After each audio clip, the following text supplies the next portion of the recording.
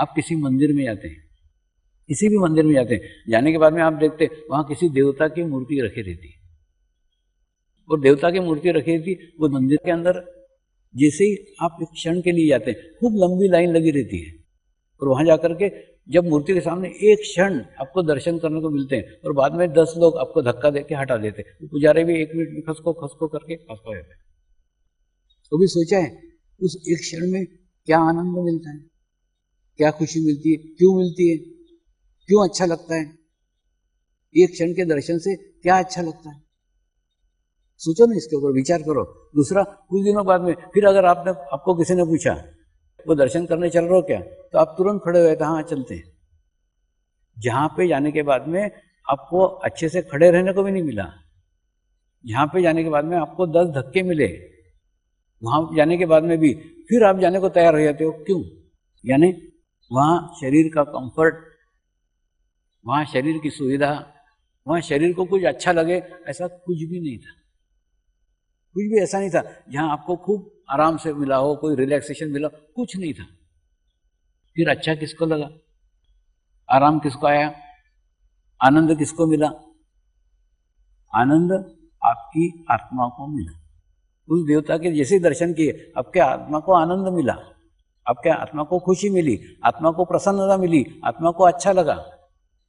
और आत्मा को अच्छा लगा इसीलिए शरीर को तकलीफें होते हुए भी फिर आत्मा आपको प्रेरित करे नहीं, फिर वहां उस देवता के दर्शन करने को जाएंगे। थोड़ा सोचा है दर्शन के अंदर क्या घटना घटित होती? देवता एक है, उस देवता की प्राण प्रतिष्ठा जिस संत ने की है, जिस महात्मा ने की है, वो महात्मा, वो संत अंतर्मुखी है, और अंतर्मुखी संत ने, अंतर्मुखी महात्मा ने अपने प्राण, अपनी ऊर्जा, अपने अंतर्मुखी स्थिति, अपनी अंतर्मुखी शक्ति उस मूर्ति के अंदर प्राण प्रतिष्ठा के माध्यम से प्रवाहित की है, उसमें संकल्प के माध्यम से प्रवाहित किए, उसमें रखी है। और जैसे ही आप उस मूर्ति के एक क्षण के लिए दर्शन करते हो, उस एक क्षण में एक घटना घटित होती है, तुम उसका ऑब्जर्वेशन करो। वो घटना ये घटित होती है, एक क्षण के लिए आप भी अंतर्मुखी हो जाते हैं। क्यों अंतर्मुखी हो जाते हैं? क्योंकि वो मूर्ति के अंदर उस अंतर्मुखी संत ने, उस अंतर्मुखी महात्मा ने अपनी अंतर्मुखी शक्तियां स्थापित की है। उन स्थापित मूर्ति माध्यम है, मूर्ति माध्यम है। वैसी मूर्ति आपको बाजार में मिलेगी तो वो घटना घटित नहीं होगी, वहीं घटित होगी, क्योंकि वहां उन्होंने उसमें प्राण डाले, उसमें संकल्प किया है।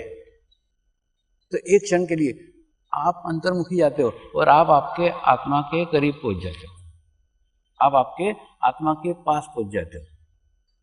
तो परमात्मा मूर्ति में नहीं है, परमात्मा मंदिर में नहीं है, परमात्मा आपके ही अंदर है, आपके ही भीतर है, केवल आपको दिखता नहीं है, अनुभव नहीं होता है। अनुभव इसलिए नहीं होता जिस प्रकार से हम हमारा चेहरा नहीं देख सकते।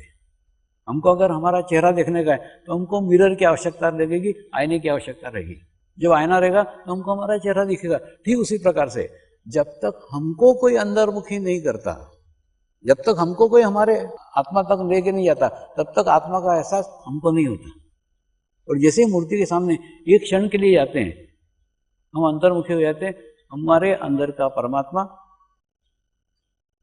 आत्मा के रूप में हमारे ही भीतर बैठा हुआ है, हमारे अंदर बैठा हुआ है। और उसके पास पहुंच करके हमको बहुत अच्छा लगता है, बहुत आनंद आता है।